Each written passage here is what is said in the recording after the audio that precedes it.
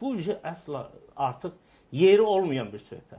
Məncə biz onu formalaşdırmadıq. Əksinə, bax, bugün Mübariz müəllimin dediyində belə bir fikir də səsləndi ki, əgər seçim eləməyə variantınız yoxdursa, tanıdığınız kənd evində, Məsləhət xanım indi kənd toyuğu yeyir, düzdürmü? Xeyr. Mən ümumiyyətlə toyuq yemirəm. Yəni, bu məsələdə eyni fikirdəyik. Bəli. Evə də almırsınız. Yox, evdəkilər yeyirlər təbii ki. Hardan alırsınız evdəkilər üçün Məsləhət xanım? Yaşıl bazardan. Yaşıl bazarda gətirirlər kənd toyuğu olaraq satırlar. Neçəyədir o?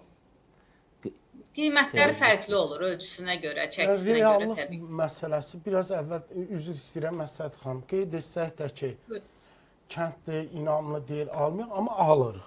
Bir dəqiqə, o yaşıl bazarda, bir dəqiqə, çox üzr istəyirəm. Bazara çıxıbsa demək onun sertifikatı falanı var da. Bəli. Hər biri var. Baytar nəzarətindən keçmək. Sizcə o nə yeyibdir o toyuq, bilirsinizmi?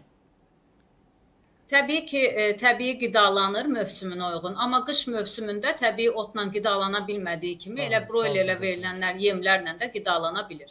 Onda çox belə primitiv bir sual verəcəm. Əgər elədirsə, o da ondan yeyibsə, bu da bundan yeyibsə, siz qış ayında...